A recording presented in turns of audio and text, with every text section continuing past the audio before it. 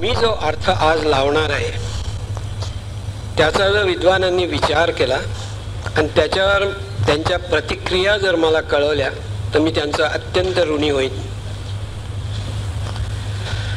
कालिदासावर एक आरोप केला गेला की त्यांनी मेघदूताची जी भरारी चिंतली लिहिली आणि ज्याच्यासाठी तो जगद्विख्यात झाला त्याची कल्पना त्यांनी रामायणातल्या पुष्पक विमानाच्या भरारीवरून केली.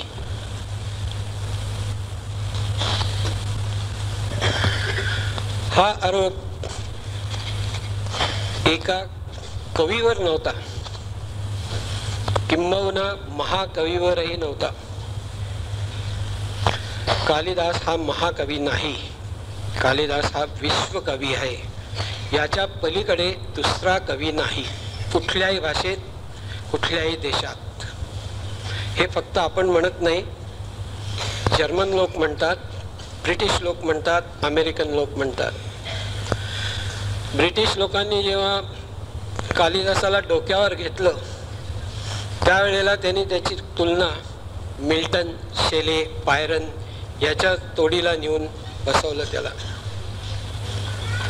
फारच थोडे दिवस लोकांच्या असं लक्षात आलं की मिल्टन, शेले, बायरन हे या दर्जाचे कवी नाहीत, फार थिटे आहेत. गटे म्हणून कवी होता, त्यांनी त्याचं मोजमाप केलं आणि तो म्हणतो ज्याला सोफोक्लेस किंवा होरेस यांच्याशी तुलना करायला पाहिजे, इफ ॲट ऑल, जर करायचीच तर त्याला तुम्ही मिल्टन आणि बायरनची कसली तुलना करता. तेव्हा यांच्या तोडीचा दुसरा कवी कुठेही झाला नाही, यापुढेही होणार नाही. अशा कवीच्या अभ्यासात जर एक किलमिश आलं असतं तर ते मला पटलं नसतं. म्हणून आजच्या संपूर्ण व्याख्यानाचा प्रपंच मी मांडलेला आहे. यामध्ये वाल्मिकी रामायणाला दाद देऊन मी हे काव्य लिहित आहे असं पहिल्यांदी कालिदासांच्या रघुवंशाच्या सुरुवातीला सांगितलेलं आहे.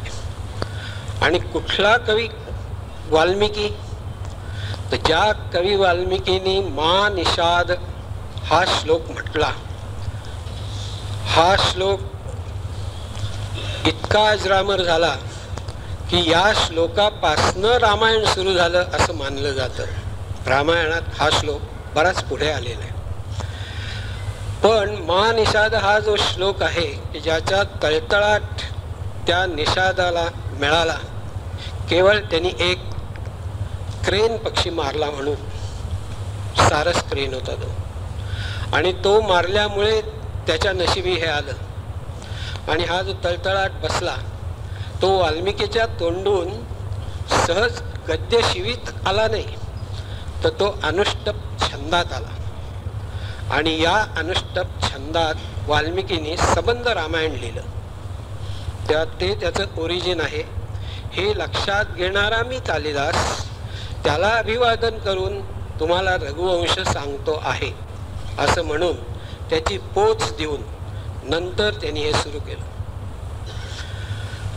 आता राहिला प्रश्न, मी कॉपी केली नाही का केली हे ठरवणं भाग आहे. म्हणून वाल्मिकीला एरियल पर्स्पेक्टिव्ह येत होतं का की ज्याची कॉपी कालिदासांनी करावी.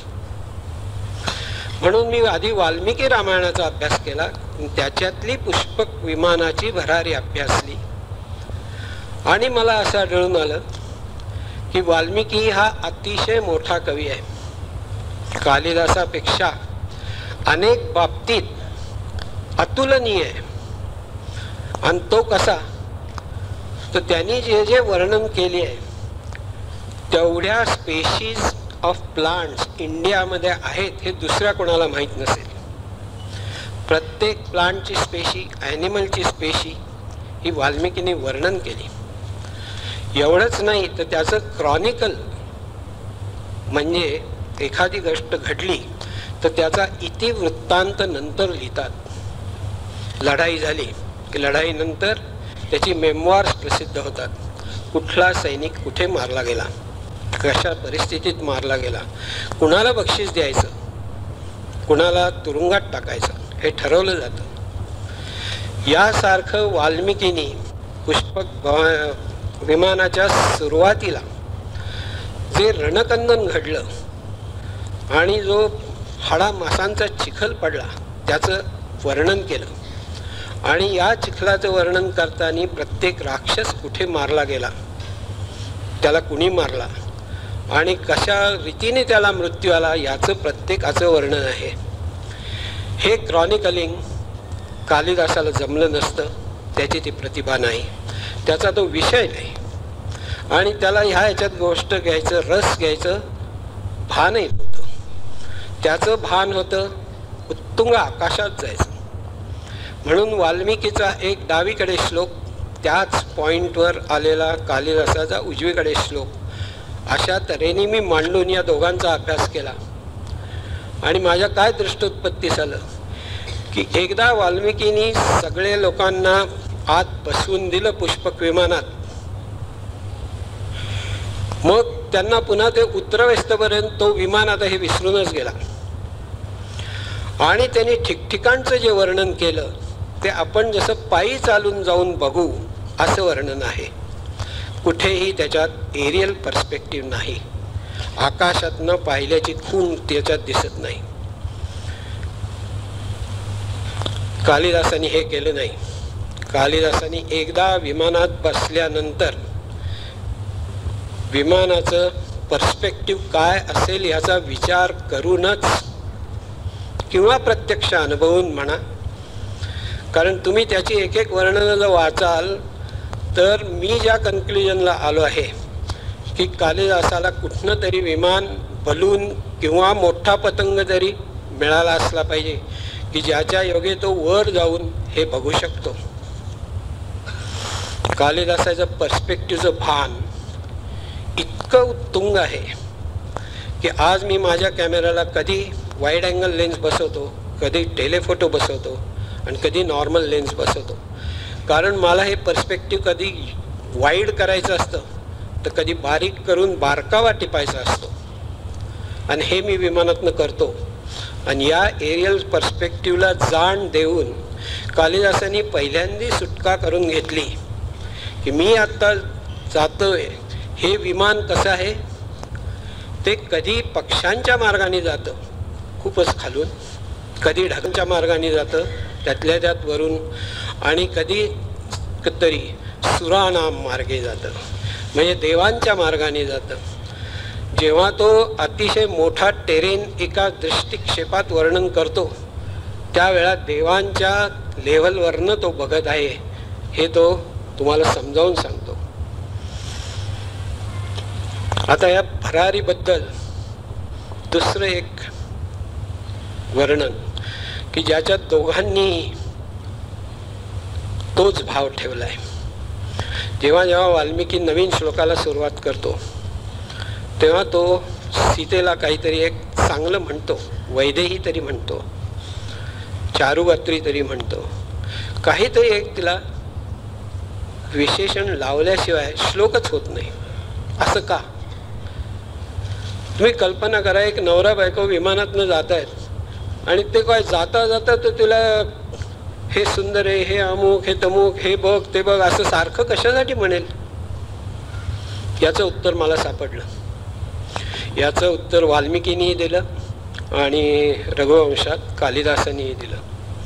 आणि ते उत्तर म्हणजे 9 दिवस नवरात्रात अतिशय मोठं युद्ध झालं, तुमळ युद्ध झालं आणि 10व्या दिवशी जिंकल्यानंतर विजयादशमीला झालेली ही फ्लाईट आहे.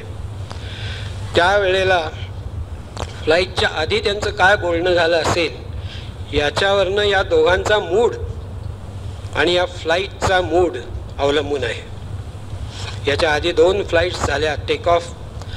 या विमानाचा 3रा हा टेक ऑफ आहे लंकेतून. आधी इंद्राचं विमान येऊन गेलं, मग दशरथाचं विमान येऊन गेलं आणि शेवटचा टेक ऑफ होता तो पुष्पक विमानाचा होता. पण हे व्हायच्या आधी रामाने सीतेला नाही नाही ते बोलला. तो तिला म्हणला, हे युद्ध मी तुझ्यासाठी केलंच नाही. त्यांनी माझा खोड काढली आणि ती मी कदापि सहन करणार नाही. माझ्या तो अस्मितेला धक्का आहे म्हणून मी त्याचा वध केला. आता माझं कार्य झालेलं आहे, तुला जायचं तिकडे जा, माझा तुझ्याशी काही संबंध नाही. सीता अवाक झाली असणार. इतक्या लांबवर वर्णन हे आहे की तिला काय काय बोलला ते जर तुम्ही वाचलं तर कदाचित तुम्ही आज रामाला पूजा करणार नाही. पण त्याने नंतर सावरून घेतलं. ती चिडलेली अशी विमानात चढलेली आहे हे तुम्ही लक्षात घेतलं पाहिजे. आणि सबंध फ्लाईटवर तिने एकही अक्षर तोंडातनं काढलं नाही किंवा उत्तर दिलं नाही. हा प्रश्न विचारतोय पण पलीकडनं उत्तर नाही. एकाच ठिकाणी तिने फक्त उत्तर दिलं, ते म्हणजे अनेगुंदी सध्याची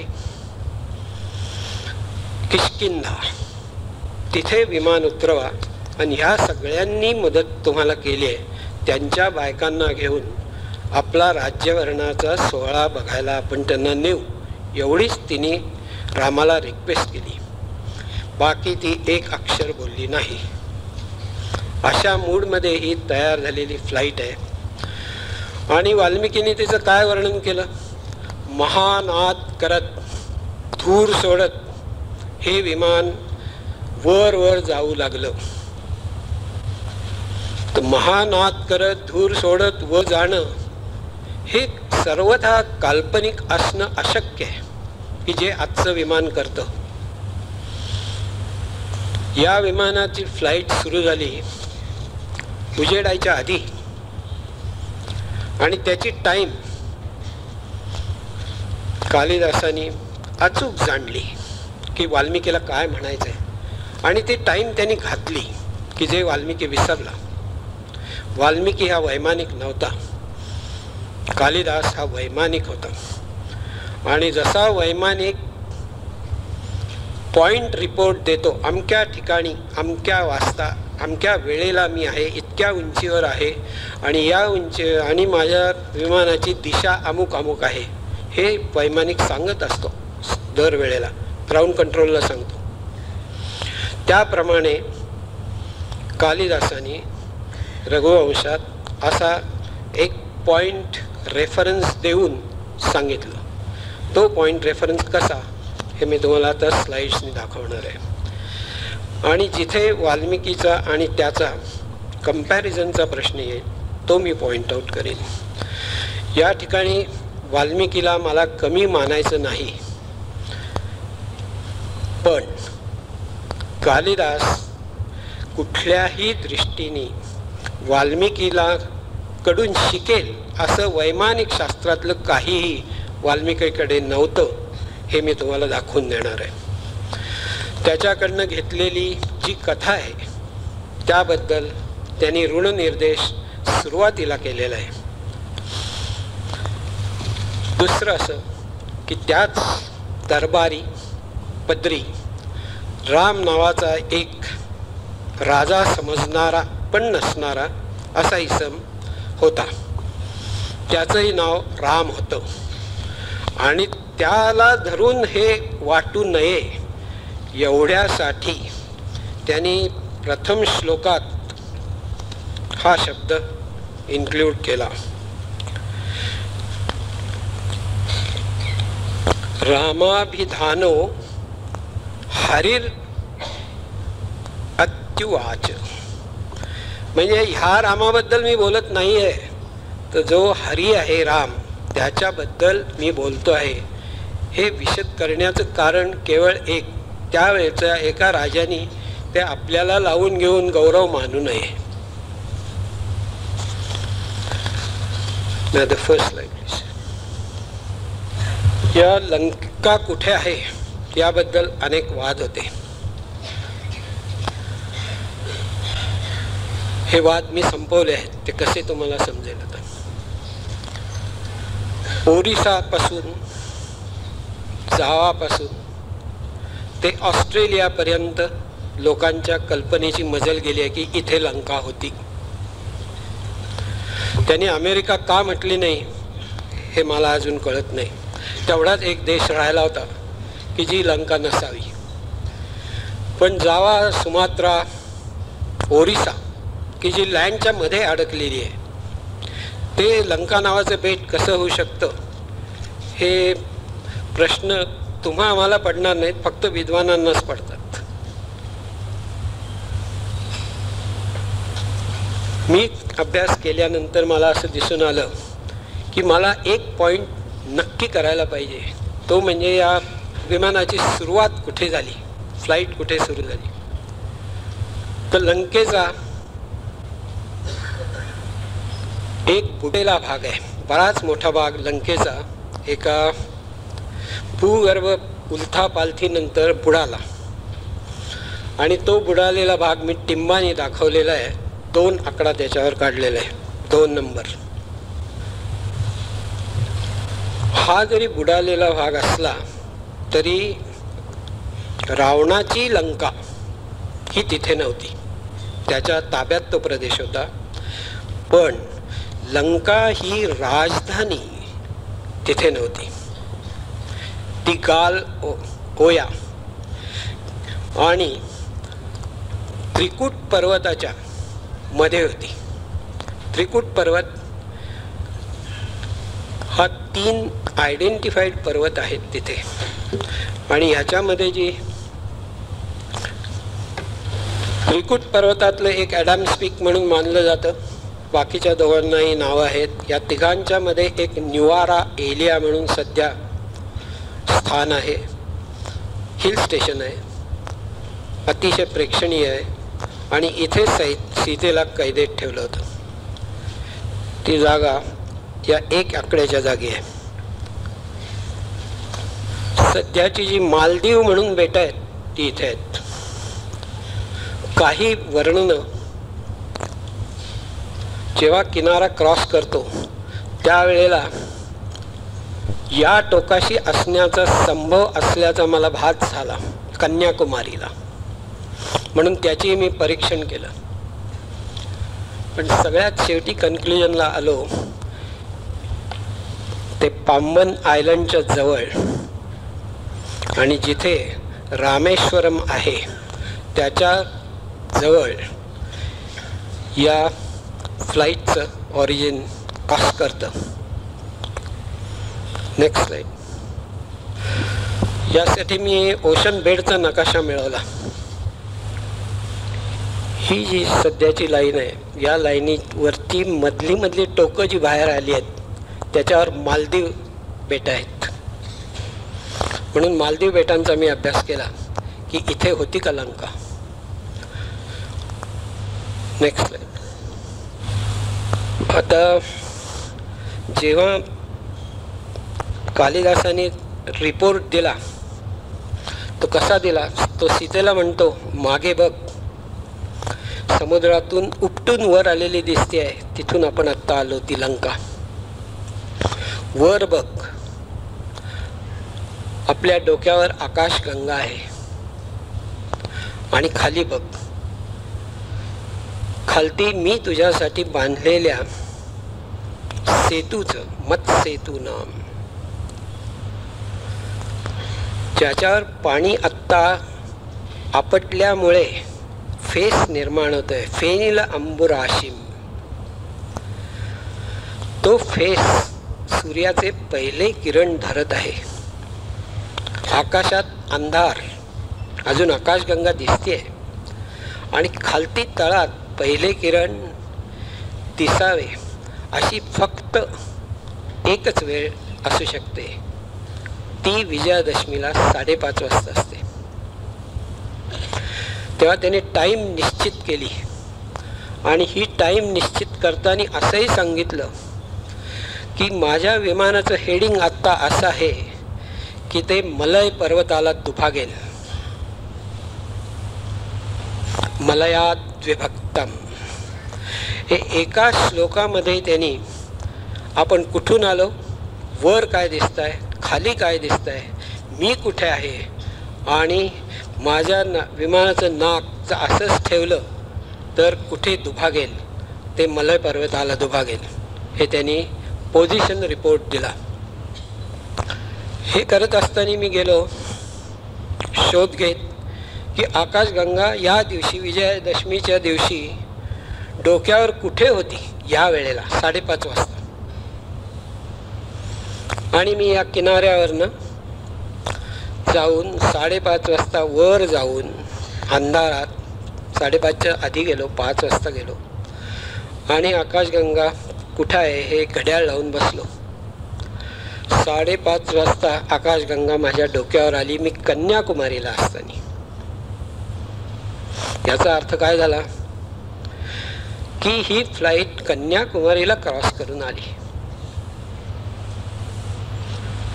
आणि रामसेतूवरून आलीच नाही. मग हा रामसेतू कसा म्हणतो खाली आहे म्हणून? पण तत्काळ माझ्या डोक्यात प्रकाश पडला की आज जिथे आकाशगंगा आहे तिथे ती 1600 वर्षापूर्वी जेव्हा रघुवंश लिहिला गेला त्यावेळेला नव्हती. त्यावेळेला तिथे आज डोक्यावर आहे इथे नव्हती, तर त्यावेळेला ती कुठे होती? त्याचं हे मी गणित मांडलं. आपण उत्तर ध्रुव अटळ आणि आढळ आहे असं समजतो, तसं ते नाही आहे. पृथ्वीचा जो ॲक्सिस आहे हा दर वेळेला पोलॅरिसलाच मिळेल हे खोटं आहे. सध्या पोलॅरिस उत्तर ध्रुव आहे, पण 13,000 वर्षापूर्वी तो निघाला होता.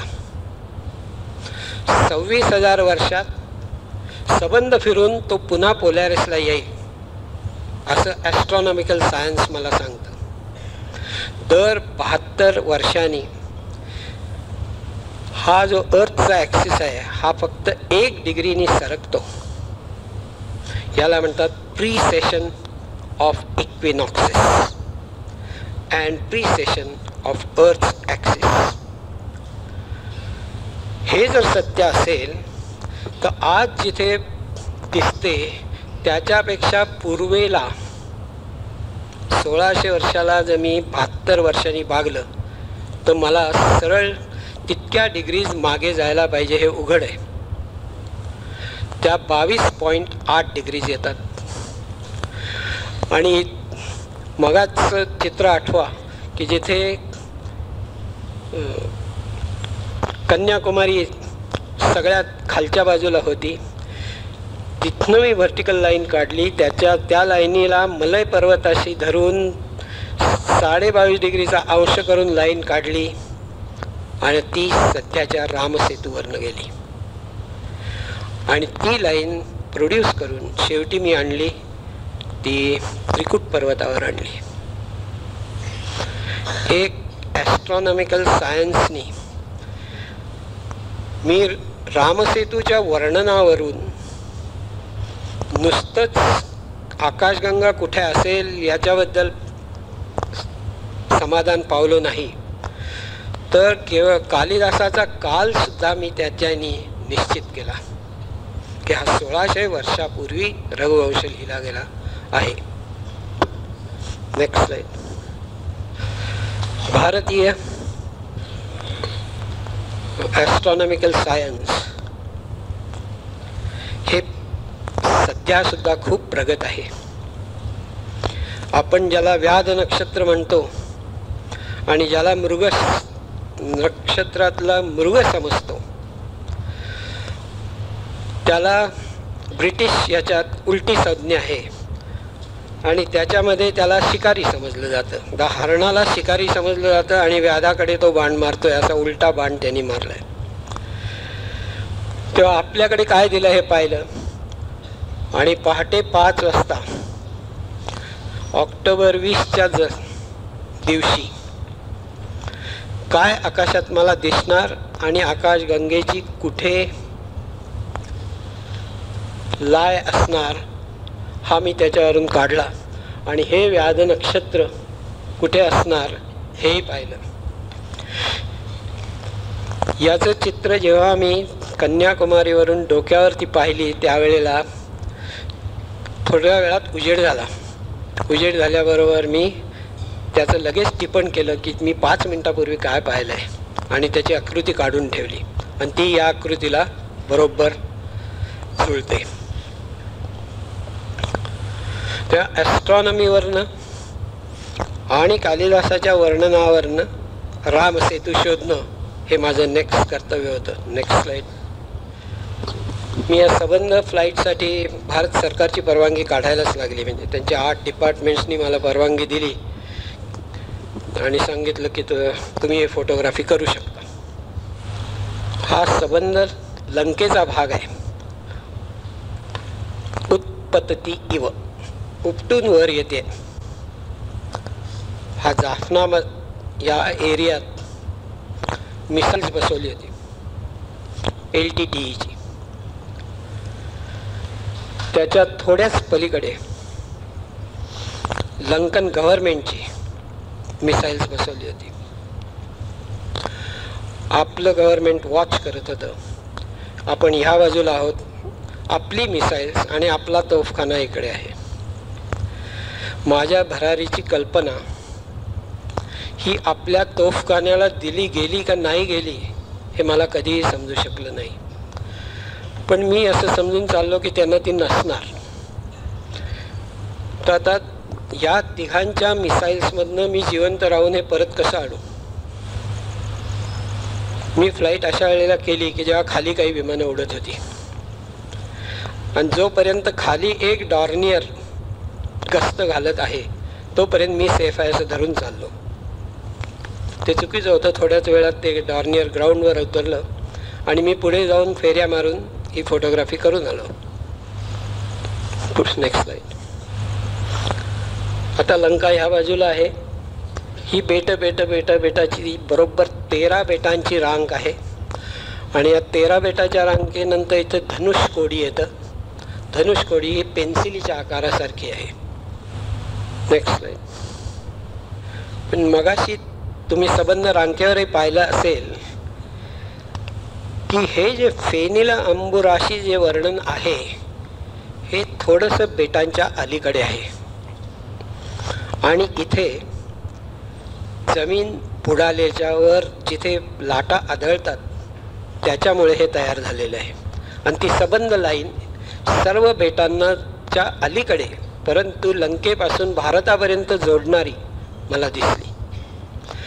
तेव्हा माझा असा समज झाला की मला रामसेतू शोधायचा असेल तर तो ह्या पाण्यात शोधला पाहिजे, तो दुसरीकडे नसणार.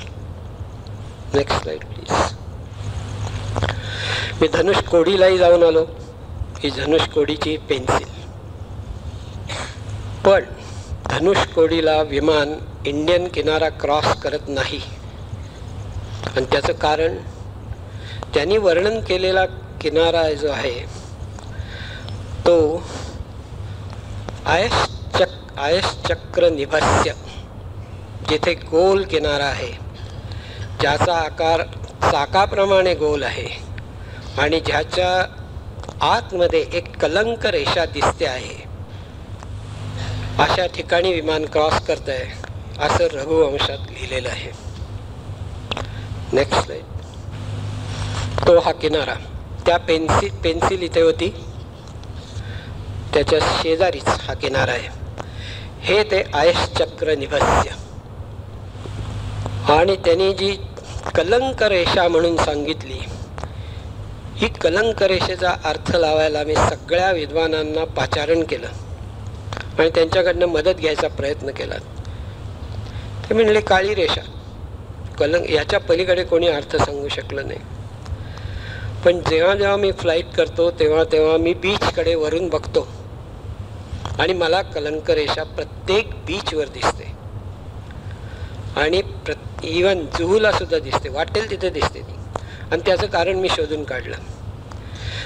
ती फक्त वरून दिसते, जमिनीवर जाऊन त्या ठिकाणी शोधून दिसत नाही. याचं कारण आपल्या जवळ डोळ्याला ही पावर नाही आहे. पण वर गेला असताना जे पाण्याने हटवलेलं बारीक सारीक मटेरियल आहे, ते एकत्र जमतं आणि ते एकत्र जमलेल्या मटेरियलनी ती लाईन तयार होते. आपण तो पालापाचोळा खाली म्हणून सोडून देतो, पण त्याची ती सबंध झालेली लाईन ही एरियल पर्स्पेक्टिव्ह जाणणाराच फक्त ॲप्रिशिएट करू शकेल. वाल्मिकीने ते केलं नाही, कालिदासाने ते केलं. Next slide. मग मी रामेश्वरला गेलो, कारण ही लाईन रामेश्वर जवळ जात होती. रामेश्वरला सगळ्यात मोठा कॉरिडॉर आहे आणि रामेश्वरला 2 पिंडी आहेत. एक पिंड त्यातली रामाने बसवली असं म्हणतात, दुसरी हनुमानाने काशीहून आणली, ती त्याच्या शेजारी बसवली, मग तो रागवू नये म्हणून. पण रामेश्वरच्या इथे पिंड आहे का? नुसत्या पिंडीवर माझा विश्वास बसेना. मी सर्व पुजाऱ्यांचे अक्षरशः पाय धरून याच्याबद्दल मला माहिती सांगा म्हणून विचारलं. 12च्या 12 पुजारी रामेश्वरातले पुण्यातले आहेत. जोशी अभ्यंकर अशी त्यांची नाव आहेत. पण एकाही महाभागाने रामेश्वर देवळाच्या पलीकडे काय आहे हे पाहिलेलं नाही. ते अर्थात मला सांगू शकले नाहीत. त्यांनी माझ्याकडनं फक्त पूजा करून घेतली, ती केली. पण रामेश्वरचा मी हा मुद्दा माझ्या एका मित्राला टाकला की ज्याला रामायण माहिती नाही. त्याला म्हटलं, मला एक पूल बांधायचं लंका ते भारत याच्यामध्ये, कुठे जवळात जवळ बांधता येईल मला. हा आर्मीतला कर्नल वर्मा, सर्वे ऑफ इंडियाचा टॉपमोस्ट अधिकारी, पार्टी 37चा हेड. तर म्हटलं, तू कुठनं मापं घेशील हे मला सांग, जिथे आज पूल नाही पण तुला टाकायचं आहे. म्हटलं, मी जवळची कुठली तरी एक टेकडी सिलेक्ट करीन, तिथनं 2 अँगल टाकीन, त्या 2 अँगलचं रिड्यूस करून ट्रिग्नोमेट्रिकली मी उत्तर काढीन आणि मी ते सांगेन की इथे टाका पूल. तर अशी मग मी टेकडी शोधली आणि ती या देवळाजवळच आहे, गंधमादन पर्वत. Next slide please.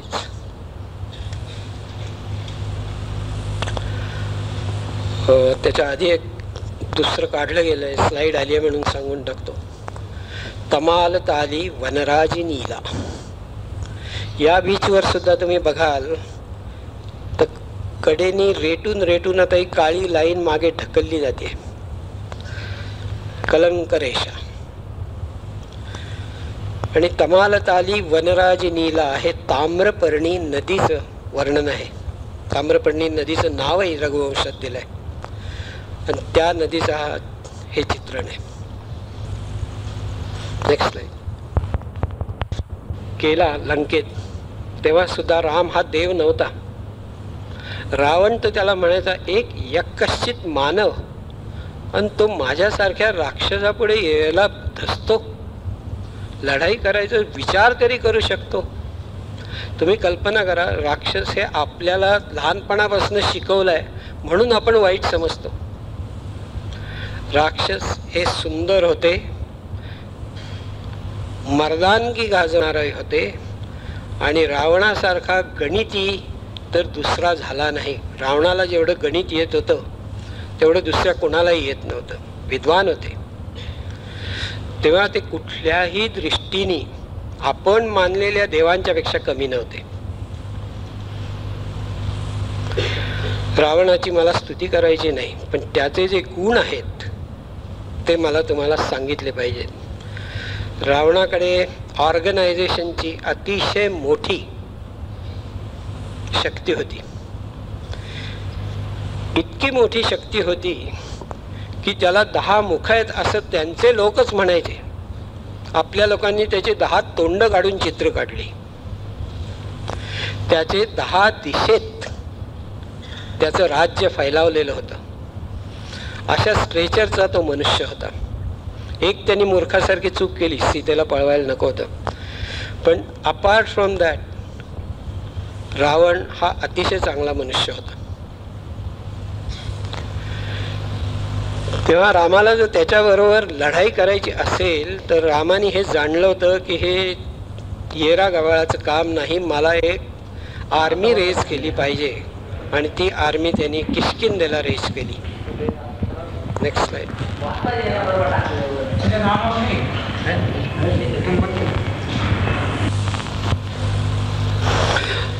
हा तो गंधमादन पर्वत जिथून हनुमानाने उड्डाण केलं. Next slide. इथलाही पुजारी जोशीच होता. गंधमादनच्या बाहेरचं त्याला माहीत नव्हतं काही. कधी आमचे पुजारी अभ्यासू बनतील देव जाणे. तिरुपल्लानी या ठिकाणी दशरथाने पुत्र कामष्टी यज्ञ केला म्हणून त्याला राम झाला. त्या इथे रामाने जाणं आवश्यकच होतं. राम इथे गेला होता. हे मंदिर नंतर बांधलं आहे, पण या जागी जो वटवृक्ष आहे तो जगातला अद्वितीय आहे. सगळे वटवृक्ष पारंब्यांनी वाढत जातात. इथला वटवृक्ष फक्त त्याची एक सबंध फांदी खाली आली, जमिनीत गेली, मग बाहेर आली. एअर लेअरिंग म्हणून जे माळी लोक टेक्निक वापरतात ते अंगीकारणारा हा एकमेव वटवृक्ष. इथे अनेक देव आहेत आणि या देवांचा मला अतिशय त्रास झाला. या इथे जायच्या आधी मी फ्लाईट मदुराईला उतरवली आणि माझा एक तिथे मित्र भेटला ज्याने एक छोटं विमान बांधलं होतं आणि तो TVS कंपनीचा हेड होता. त्यांनी मला गाडी दिली मदुराई ते रामेश्वर जायला आणि आपला एक बरोबर चेला दिला की यांना जे जे लागेल ते कर. म्हटलं मला तिथली मंदिरं बघायची आहेत आणि मला सी कोस्ट तपासायचं आहे आणि माझा सायंटिफिक स्टडी आहे. त्यालासुद्धा मी हे सांगितलं नाही, मी धार्मिक भावनेने जातो आहे असं मी खोटं बोललो नाही. आणि त्यांना मी समजावून सांगितलं की मला हे शोधायचं आहे. देवळं बांधायच्या आधी तिथे काय होतं हे मला शोधायचं आहे. देवळं आत्ता आपण बांधली आहेत. पण नाही, त्यांच्या चेल्यानी ठिकठिकाणी सगळीकडे देव झोपले होते, म्हणजे पुजारी झोपले होते. त्या प्रत्येकाला उठवून 50-50 रुपये देऊन कुलप खोलायला लावून मला त्यांचं दर्शन घडवलं. जिकडे लाईनच्या लाईन लागली आहे बाहेर 100-100, 300 लोकांची, तिथे मला सगळ्यांच्या पुढे नेऊन आत जायला. मी त्याला कित्येक वेळा समजावून सांगितलं की मला हे पाप करायचं नाही. इतरांच्या डोक्यावर पाय देऊन मला पुढे जायचं नाही. तर 50 रुपये देऊन तर मला मुळीच पुढे जायचं नाही.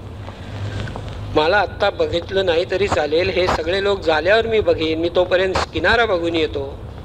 नाही, पण त्याने ऐकलं नाही. म्हणलं माझा मालक मला रागवेल.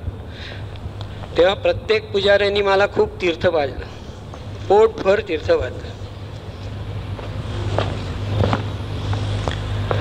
पण माझा अभ्यास पुरा तरी झाला. तिथून आम्ही एका किनाऱ्यावर गेलो आणि मी जी विमानातनं पांढरी लाईन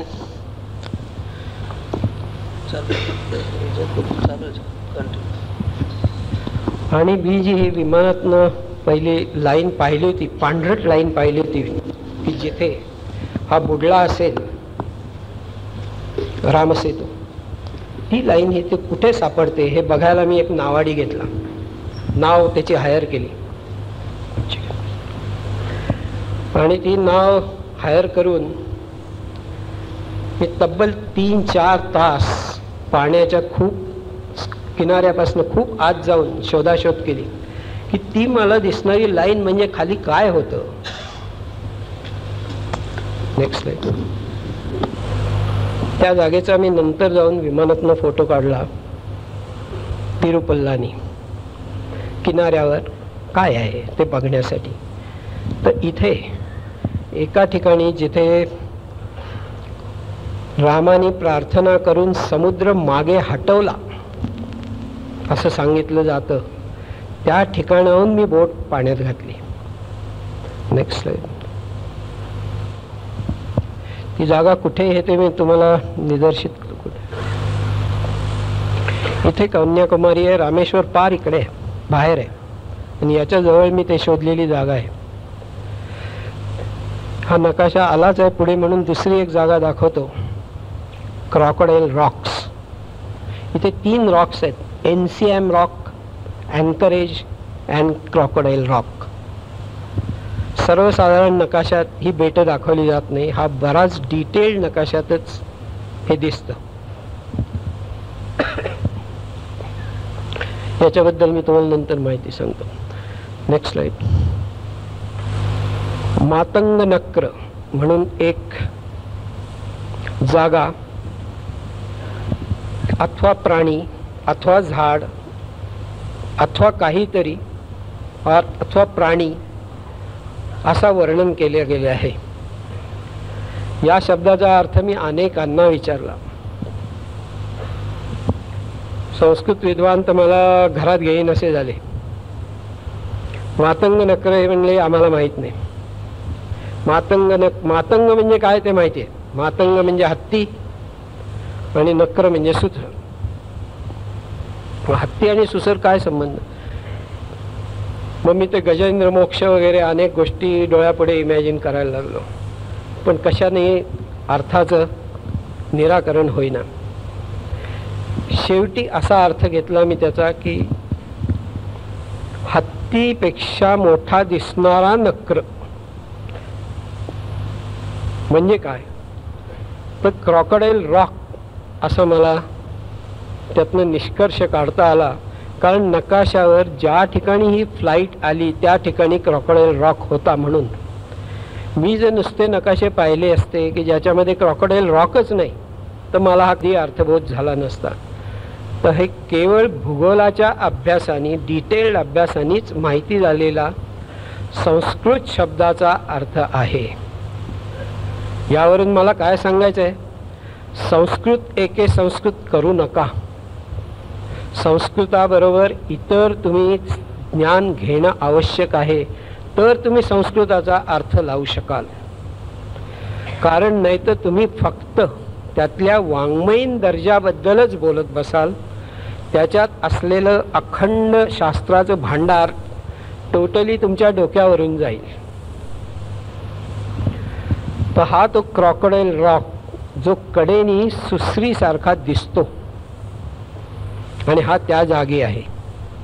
हा पाहण्यासाठी मी काय केलं हे तुम्हाला सांगतो. Next slide. हा त्याचा एरियल फोटोग्राफ घेतला आणि जे कालिदासांनी वर्णन केलं आहे ते याला चपखल लागू पडतं. त्यांनी वर्णन केलं आहे या क्रॉकोडाईल रॉक वरती लाटा येतात आणि त्या ओसरतात आणि त्या जणू काय त्या सुसरीच्या तोंडावरून, कडेच्या कपोलावरून ओघळत आहेत असं दिसतं. तसंच तिथे दिसतं.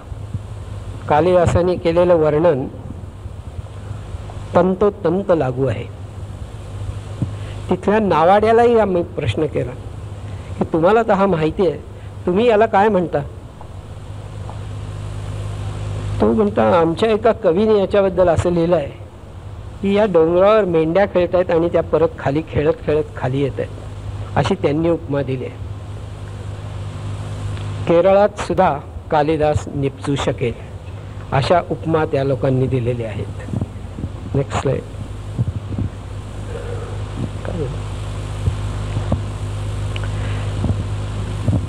या ठिकाणी जाण्यासाठी मला प्रयास पडले. विजयादशमीच्या दिवशी कसं जायचं, सगळीकडे सुट्टी, शिप्स बंद, काही मला कोणी न्यायला तयार नाही. शेवटी एक मला पॉल म्हणून भेटला. तो तिथे नावाड्यांना शिक्षण देत होता. त्यांनी मला एक बारकीशी बोट मिळवून दिली. ही ती बोट, ही फक्त 4 ठोकळे एकत्र जोडलेले अशी सायकल ज्याला आपण म्हणू शकू इतकी साधी बोट आहे. Next slide. हिचं नाव कटुमरान. हा केरळी शब्द आहे, कटमरान. ब्रिटिशांचा कटुमरान जो शब्द आहे हा याच्यापासून आलेला आहे. विमानातनं मला पांढरी लाईन दिसली, जिथे किनाऱ्यापासून बोट खूप आतमध्ये नेऊन मला काहीतरी पाण्याखालती आहे असं दिसलं. त्या ठिकाणी मी बांबूनी आत ढोसून पाहिलं की बांबू टेकतो का, तर मध्य सागरात बांबू खाली टेकला. तर इथे तर रामसेतू नाही ना, म्हणून मी त्याच्यावर उडी मारून पाहिलं. याचं कारण असं, बांबूनी मला हे कळेना की खालती जमीनच वर आली आहे का काही बांधलेली गोष्ट आहे. म्हणून याच्यावर उडी मारून पाहिलं. नुसतीच उडी मारून पाहिलं नाही, तर डुबी मारूनही खालती काय आहे ते हाताने आजमावलं, आणि ती बांधली गेलेली भिंत आहे. एक त्याचा दगड 1 किंवा मॅक्सिमम 2 माणसांनी उचलण्या एवढाच आहे. म्हणजे मानव निर्मित आहे, राक्षस निर्मित नाही. तर ही जागा रामसेतूची मी पक्की केली. नंतर पुढे आलो. Next slide. तर याच्या मागची स्लाइड बोलू. पुस्तकामध्ये आपण मुद्रा राक्षस असं बऱ्याच वेळा ऐकतो, पण स्लाइड शो मधला प्रोजेक्टर हा सगळ्यात मोठा राक्षस आहे असं माझं मत आहे. हा तो किनारा किती लांब होता ते दाखवण्यासाठी फोटो काढले, जिथे आम्ही शोधली ती जागा.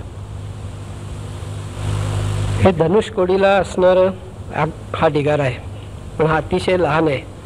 इथे नक्कीच पिंड बसवली नसणार. आणि हा वाळूचा झालेला आहे. हा गेल्या 15 दिवसात सुद्धा झाला असेल. Next slide. ही ती पांढरी लाईन की जिथे बांबू मी ढोसून पाहिला होता ती. Next slide. हे किष्किंधेचं चित्र आहे. त्याआधी आपण मगाशी पाहिलेला नकाशा आठवा, त्याच्यामध्ये महेंद्र पर्वत आहे. पहिल्यांदा मलय पर्वत, त्याच्या उत्तरेला महेंद्र पर्वत. मी एके ठिकाणी येऊन अडकलो. महेंद्र द्विपदानगंधी. माझे मित्र आणि गुरु श्रीधर सोनी, ज्यांना मेघदूत खूप समजतो आणि रघुवंशही समजतो, त्यांच्याकडे जाऊन सांगितलं, मला महेंद्र द्विपदानगंधीचा जेवढे अर्थ होतील तेवढे समजावून सांगा. त्यांनी सांगितलेला अर्थ आणखी मी 4-5 विद्वानांच्याकडे जाऊन त्यांनाही हाच प्रश्न केला. प्रत्येकाने सांगितलेला अर्थ एकच होता. महेंद्र म्हणजे इंद्र, द्वीप म्हणजे दोनदा पिणारा, एकदा सोंडेनी एकदा तोंडानी. दानगंधी म्हणजे त्याच्या गंडस्थळावरनं येणारा मध, त्याचा जो येतो तो वास. महेंद्र द्विपदानगंधी हा शब्द वापरला कालिदासाने. केव्हा? तर जिथे विमान आल्यावर आत्ता आपल्याला जो वारा मिळतो आहे, तो वारा त्रिपथिगामिनी गंगेवरनं आलेला वारा आपण इथे वरती अनुभवतो आहे, आणि त्याचा तू उपभोग घे असं सांगितलं. अशा जागी तुम्ही कल्पना करा, हा विमानात बसलेला आहे, याला हत्तीचा गंध कसा येईल? त्याला फार तर वरच्या वाऱ्याचा वास येईल. म्हटलं मला हे मान्य नाही. म्हणले तुम्हाला मान्य नाही तर मग तुम्हाला मान्य असा काढून आणा अर्थ. मग द्वीप या शब्दाच्या मागे मी लागलो. द्वीप म्हणजे आयलंड, एक बेट. एक बेट म्हणजे काय? समुद्राने वेढलेली जागा, अथवा 2 जवळजवळ असणाऱ्या नद्यांनी वेढलेली जागा, अथवा जंगलांनी वेढलेली जागा. द्वीप याचा अर्थ केवळ इनॲक्सेसिबिलिटी असा मॉडर्न सायन्समध्ये 6 निरनिराळ्या अर्थातनं काढला गेलेला एक कॉमन अर्थ आहे. आणि महेंद्र या नावाचं द्वीप म्हणायला महेंद्र पर्वत जो आपण तिथे पाहिला याच्या उत्तरेला आणि दक्षिणेला गोलाकार नद्या आहेत, तेव्हा त्याला दिसणारा खाली तो महेंद्र पर्वत आणि ते जे द्वीप आहे महेंद्र पर्वताचं त्याच्यावर आत्ता आपण आहोत आणि गंगेवरनं येणारा वारा आपण अनुभवत आहोत, असा त्याचा अर्थ मी सोनींना सांगितला. सोनींच्या मिसेस निर्मला सोनी त्या अतिशय सेन्सिटिव्ह आणि चौकस आहेत. मी जेव्हा जेव्हा त्यांच्याकडे काही शिकायला गेलो तेव्हा तेव्हा मला त्यांनी चहा पाजला. यावेळेला नुसताच चहा पाजला नाही, पण त्यांनी अशी मला एक दाद दिली की पहिल्यांदा कोणीतरी माझ्या नवऱ्याला शिकवणारा मनुष्य इथे आलाय. सोनींनी सुद्धा ते मान्य केलं. फक्त त्याच्यात आपला एक अब्राहम लिंकनचं जे पॉलिटिक होतं ते डोकं वापरून त्यांनी एक कॉमेंट केली. अब्राहम लिंकनची अशी एक स्पेशालिटी होती की त्याला भेटायला कोणी जा त्याला तो डिस्प्लीज करत नसे. दोन अपोजिंग पार्टीज जर एकत्र आल्या तरी दोघांनाही वाटायचं की तो आपल्या बाजूने बोलतोय. ही त्याची अतिशय फार मोठी अवगत असलेली त्याला कला होती. त्या कलेला अनुसरून सोनीने मला काय सांगितलं, तुम्ही म्हणता हा अर्थ भौगोलिक दृष्ट्या, त्यावरच्या येणाऱ्या वाऱ्याच्या दृष्ट्या, तिथे फ्लाईट आलेल्या सिक्वेन्सच्या दृष्ट्या बरोबर आहे आणि तो मला मान्य आहे. परंतु कालिदास अशा प्रतिभेचा कवी आहे की एका वेळेला दोन अर्थ निघतील असे तो शब्द वापरतो. तेव्हा मी म्हणतो तोही अर्थ बरोबर आहे. या वेळेला मात्र निर्मला सोनींनी त्यांना चहा पुन्हा दुसरा कप दिला नाही, मला दिला. माझी बाजू इतकी मी बळकट केली होती की मी जेव्हा विमानातनं विरुद्ध दिशेने प्रवास करत होतो त्यावेळेला माझं विमान ज्या रेटनी डावीकडे सरकत होतं आणि पुढे सरकायला त्याला अवरोध होत होता ते मी नोंदलं होतं. आणि पुण्याच्या एअरफोर्स स्टेशननी मला त्याचा फोरकास्ट विंड दिला होता आणि त्याची डायरेक्शन 2070 डिग्री याच्यामधनं येईल असं मला सांगितलं होतं. तर मी गंगेच्या संगमापासनं ते महेंद्र पर्वतावर एक रेघ ओढली आणि या रेघेकडनं आलेला वारा म्हणजे त्रिपथगामिनी गंगेचा वारा हा त्या दिवशी विजयादशमीच्या दिवशी मला अनुभवात आलेला वारा होता. यामुळे माझा हा महेंद्र द्विपदानगंधीचा अर्थ नक्की एकच आहे, दुसरा होऊच शकत नाही. Next line. ही किष्किंधेला पोचलो आपण. त्यानंतर इथे सीतेने रामाला विनंती केली की आपण इथे उतरूया. किष्किंधेला मी जमिनीवर सुद्धा खूप भटकलो. मला ही जागा शोधायची होती की इथे विमान उतरू कुठे शकेल. सगळीकडे नद्यांचे अनेक प्रवाह आणि या प्रवाहांच्या मध्ये काय आहे तर ठिकठिकाणी दगड आणि डोंगर. ते दाखवा जरा एक सेकंद. मंदिर आहे किष्किंधेजवळ, सध्या बांधलं गेलेलं आहे. मी सध्या म्हणजे मी जेव्हा सध्या म्हणतो त्याचा अर्थ कालिदासानंतर विरूपाक्ष मंदिर. या विरूपाक्ष मंदिराच्या ॲक्सिसमध्ये पुढे जर जाल तर सबंध विजयनगरचं साम्राज्य वसलेलं आहे. या विजयनगरच्या साम्राज्यावर पुस्तकं लिहिली गेली आहेत, पण जिथे रामाने ही सेना उभारली ती अनेगुंदी म्हणजे किष्किंधा याचा कोणीही अभ्यास केलेला नाही. त्या जागी म्हणजे मी तुंगभद्रेच्या उत्तर किनारी जाऊन तो अभ्यास केला आणि तिथे मला पंपा सरोवर सापडलं की जे वाल्मिकींनी सांगितलं आणि जे रघुवंशात कालिदासांनी ज्याला दाद दिली. त्याच्यापासून फार लांब नाही, चालत जाता येईल एवढ्या जागेवर एक विमान उतरवायची जागा मी शोधून काढली आणि तिथे सध्या अबॅन्डन केलेलं, परंतु जिथे माझं विमान उतरू शकेल अशा लांबीची धावपट्टी तिथे होऊ शकेल अशी जिनी जेरा नावाची आणि एक जुनी पाटी असलेली विमानतळाकडे, तिथे कोणी आजकाल उतरलेलं नाही अशी पाटी असलेली मी शोधून काढली. तर या ठिकाणी किष्किंधेला विमान उतरलं. म्हणून मी पंपा सरोवराचा खूप सखोल अभ्यास केला. त्याच्यावरच्या वाली कुठे बसायचा ती टेकडी शोधून काढली. ती एक निमुळती पेन्सिलसारखी टेकडी, फक्त टॉप कापलेला आणि त्याच्यावर किंचित खळगा. हा खळगा आपल्या अनेक खुर्च्यांना टॉपला असतो अशा प्रकारचा, परंतु रॉकमध्ये आहे. आणि ती तिथल्या एका मनुष्याने मला दाखवली. ही वालीची न्याय करायला बसायची सीट, आणि या इथे बसून वाली सगळ्यांचा न्याय निवाडा करत असे. वालीला तिथले लोक अतिशय मानतात.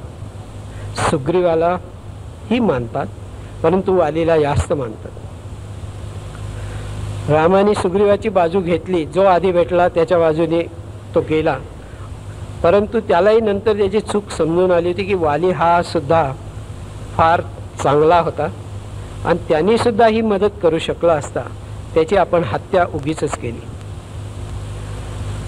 पण अशा ठिकाणी मिळालेले पुरावे बघता बघता मला एक पुरावा असा मिळाला की जो सर्व वादातीत आहे. या ठिकाणी पंपा सरोवराच्या आसपास रामाची पावलं आहेत, रामाची मूर्ती आहे. नील नल अंगद जांबुवंत या सगळ्यांच्या मूर्ती बनवलेल्या आहेत. फक्त लक्ष्मणाची मूर्ती आहे. फक्त मूर्ती कुणाची नाही तर सीतेची नाही. ते लोक सीतेला मानत नाहीत. म्हटलं हे काय, रामायण मानता, सगळं मानता, सीतेला मानत नाही. त्याचं उत्तर ते देऊ शकलं नाही. पण आम्ही मानत नाही एवढंच म्हणून गप्प बसले.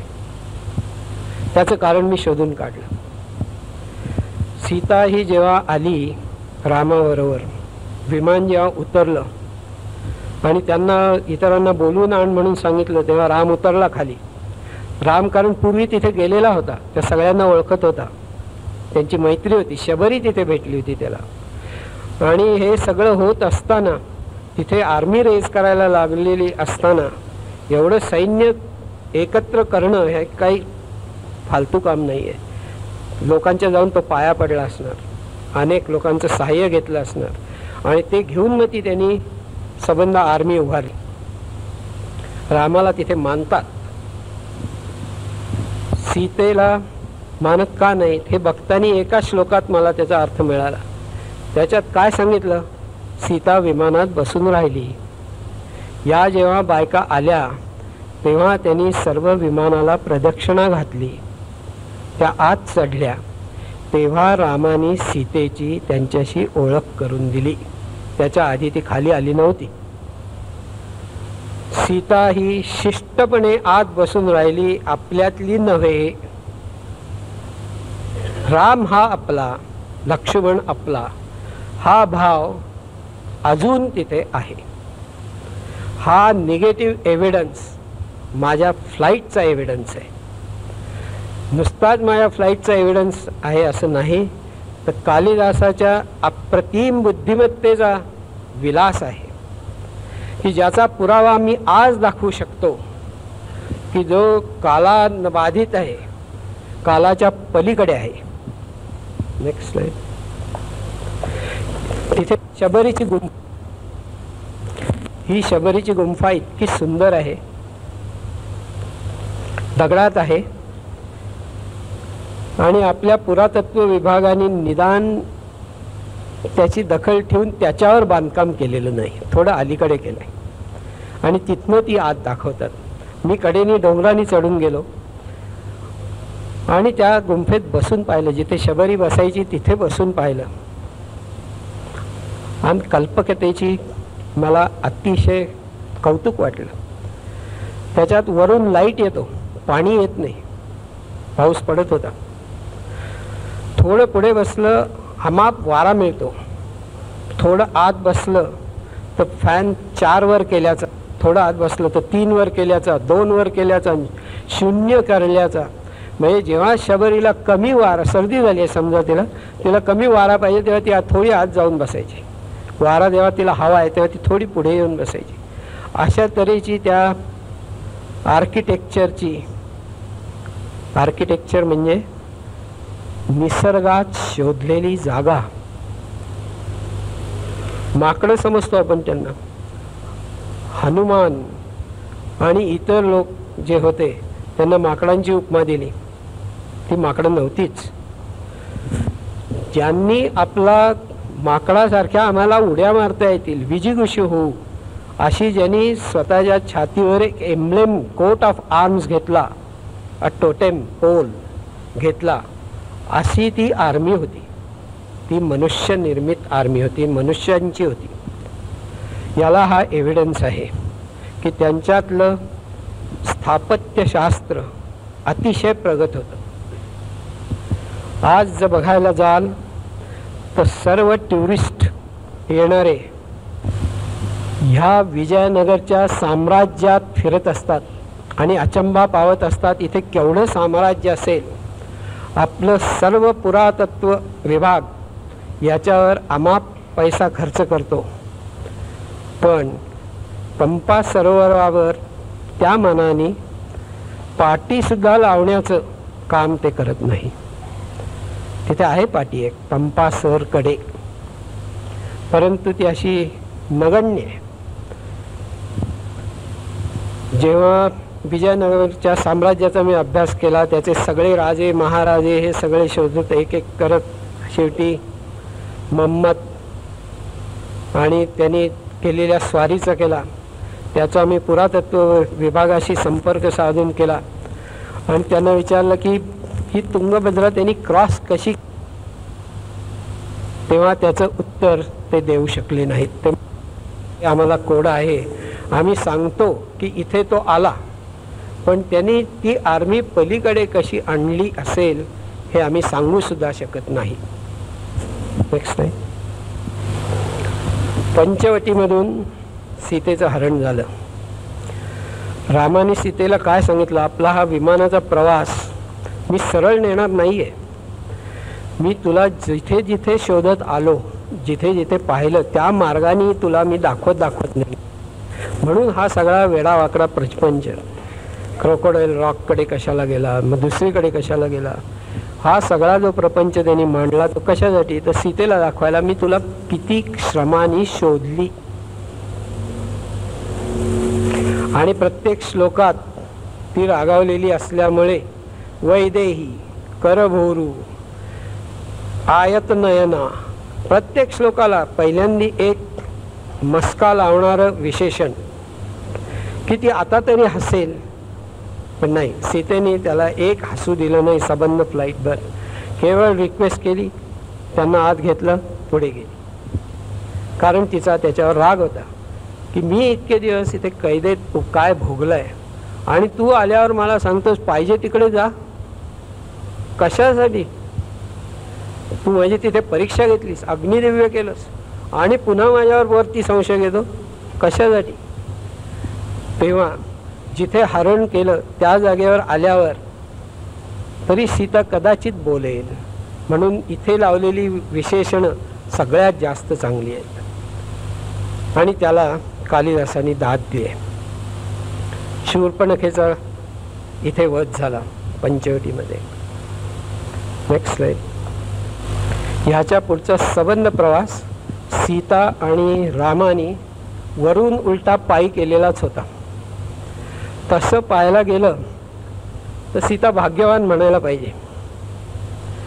रावणाने तिला पळवली खरी, पण तिच्या अंगाला हात नाही लावला, कैदेत ठेवली, पण त्याला शाप होता की तू जर स्त्रीच्या इच्छेविरुद्ध जर काही करायला गेलास तर तू भस्मसात होशील. म्हणून तो तिची मनधरणी करत असे रावण, पण त्यांनी तिच्या अंगाला हात नाही लावला. पण जाताना तिला उचलून नेली, एक फ्लाईट घडली तिला. रामाला पदयात्रा करत यायला लागला तिला शोधत. तेव्हा सीतेला फ्लाईट हे काही नवीन नव्हतं, तिने आधीच एक फ्लाईट केली आहे, आता ती दुसरी फ्लाईट करते आणि ती फ्लाईट जाते पंचवटीवरून, शेवटी पोचेल अयोध्येला. Next slide. वाल्मिकीला जशी कलंक रेषा समजत नव्हती किंवा वैमानिक रिपोर्ट द्यायचं माहीत नव्हतं, बुडलेल्या गोष्टी कशा दिसतील माहिती नव्हतं, त्याचप्रमाणे हे सुद्धा माहिती नव्हतं. हे लोणार नावाचं तळ आहे. पंचवटीवरून पुढे उडाल्यानंतर रामटेकला पोचायचं आहे आणि वाटेमध्ये हे तळ लागतं. हे लोणार नावाचं जे लेक आहे त्याचं पंचाप्सर लेक, पंचाप्सर तळ याचा दोघांनी उल्लेख केला. पण जमिनीवरून चालणारा मनुष्य ज्याप्रमाणे त्याची मापं सांगेल ते 1 योजने लांब आहे, 1 योजने रुंद आहे, ते वाल्मिकी म्हणाला.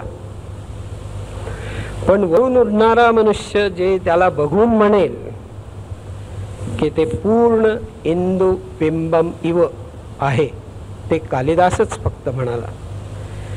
आणि हे परफेक्ट सर्कल असलेलं तळ जगातलं 3रं तळ आहे. एक अरिझोनामध्ये आहे, एक सायबेरियात आहे आणि हे आपल्या भारतात असणारं एकच तळ आहे. आणि ही 3 उल्कापाताने झालेली तळी आहेत आणि 3 परफेक्ट सर्कल असणंच भाग आहे. त्या कालिदासाने त्यावेळेला जे वर्णन केलं पंचाप्सर लेकचं ते चपखल, ॲक्युरेट, जिओग्राफिकल त्याची लोकेशन ॲक्युरेट आणि त्याचा जिओमॉर्फॉलॉजिकल फीचर ॲक्युरेट असंच केलं. एका फक्त वाङ्मयाचा कालिदास हा धनी नाही आहे. कालिदास हा भूगोलाचा धनी आहे. कालिदास हा ॲस्ट्रॉनॉमीचा धनी आहे. मी तुम्हाला प्रूव्ह केलं, डोक्यावरची आकाशगंगा खालती तुझे राम सेतू दाखवणारा हा फक्त कालिदास आहे. हे रिलेशनशिप वाल्मिकीला जोडायला जमलं नव्हतं. याच्यातनं आवाज वरती येतात आणि ते अजून येतात या तळ्यातून. आणि त्याचं कारण या उल्कामध्ये कॅल्सिन रॉक आहे, त्याच्यातनं पाणी झिरपतं, त्याचा आवाज येतो. या तळ्यावर संशोधन झालेलं आहे. रामाचं तळं आहे म्हणून नव्हे, पण का आवाज येतात ह्याच्यामुळे संशोधन झालेलं आहे. याच्यात 2 प्रकारची पाणी आहेत, गोड पाणी आहे आणि खारं पाणी आहे. तर आता हे गोड पाणी आणि खारं पाणी हे मिश्रण कसं आलं याच्यावर अनेक संशोधनं झालेली आहेत. पण त्या काळात 1600 वर्षापूर्वी जेव्हा संशोधनाचे मार्ग कमी होते, लायब्ररीज कमी होत्या, कॉम्प्युटर्स कमी होते, त्या काळात कालिदासाची जी मती होती त्याला तोड नाही. Next slide. पुढे तो रामटेकवर जातो. हे ते रामटेक. रामटेक हा एकच बिंदू रघुवंशात आणि मेघदूतात कालिदासाने वर्णन केलेलं आहे. Next slide. त्यानंतर हा अक्षय वटवृक्ष आहे अलाहाबादला. Next slide. इथे तर कालिदासाची प्रतिभा, यमुनेचं पाणी आणि गंगेचं पाणी याच्यामध्ये जे मिश्रण व्हायच्या आधीची परिस्थिती आहे त्याचे काळी आणि पांढरी हे दाखवणारे त्यांनी अनेक गोष्टी सांगितल्या. आणि ते कदाचित वाल्मिकीलाही असेल, परंतु वाल्मिकींनी असा त्याचा उपयोग कधी करून नाही घेतला. त्याचा उपयोग या दोन्ही पक्षातली भिन्नता, गंगा आणि यमुनाच्या भिन्नतेत सुद्धा आहे हे दाखवण्याच्या उपमेसाठी त्यांनी करून घेतली. हा तो अक्षय वटवृक्ष हा एका सध्या किल्ल्यामध्ये आहे. इथे मिलिटरी ऑक्युपेशन आहे, पण मला परवानगी त्यांनी दिली, आज जाऊन सुद्धा मी त्याचे फोटो काढले. Next slide. त्यांनी गंगा आणि यमुना ही अलाहाबादेच्या थोडी पश्चिमेकडे वेगळी असताना 2 वेळा क्रॉस केली गेली. आधी गंगा क्रॉस केली, मग यमुना क्रॉस केली. आणि हे ते गंगेचं